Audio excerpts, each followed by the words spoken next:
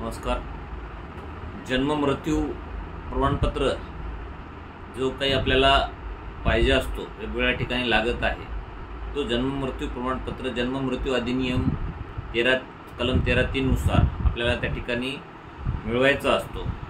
सदरचा जन्म मृत्यू प्रमाणपत्र आदेश जो का 1 वर्षाच्या आत आपण जर स्थानिक स्वराज्य संस्थेमध्ये नोंदणी नाही केला तर त्या ठिकाणी आपल्याला पूर्वी न्यायालयाचा आदेश त्या ठिकाणी घ्यावा लागायचा।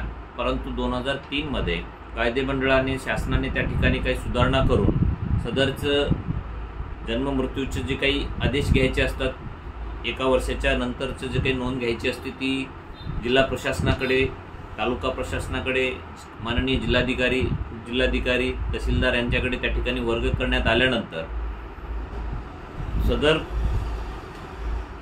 कारवाईमध्ये बरेच तक्रारी त्या ठिकाणी शासनाला प्राप्त झालेल्या आहेत। त्यामध्ये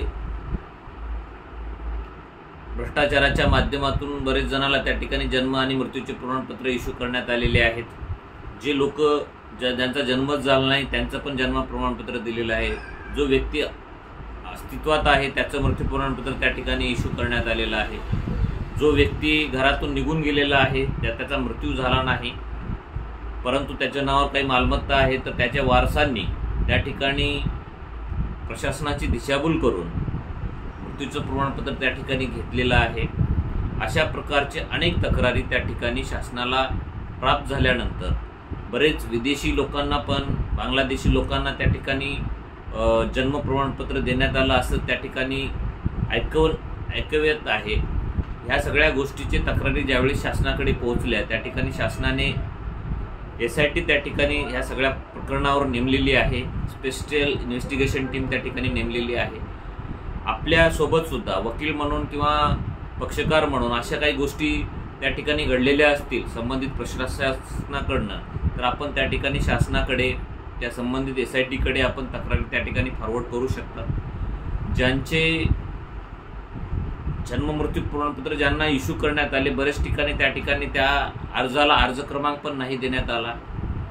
जे कोणी टेबल खालून काही दिले त्यांचं कसलेही नियम आणि अटी न पाळता बिफोर टाइम मध्ये त्यांना ते जन्म मृत्यू प्रमाणपत्र इश्यू करण्यात आलेले आहेत। आणि जो कोणी द्यायला तयार नाही किंवा नियमानुसार काम करत आहे त्याचे जाणीवपूर्वक रोखून ठेवण्यात आलेले आहे। अशा सगळ्या गोष्टींची तुम्ही सविस्तर त्या ठिकाणी SIT कडे तक्रार करून या SIT ला तुम्ही निदर्शनास आणून देऊ शकता।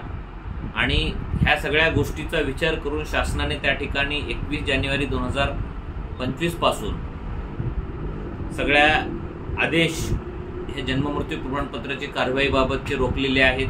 कुठलेही पुढचे आदेश त्या ठिकाणी करण्यात येऊ नये असे शासनाने त्या ठिकाणी प्रत्येक जिल्हाधिकारी, उपजिल्हाधिकारी, तहसीलदार यांना त्या ठिकाणी, आयुक्तांना या ठिकाणी कळवलेलं आहे।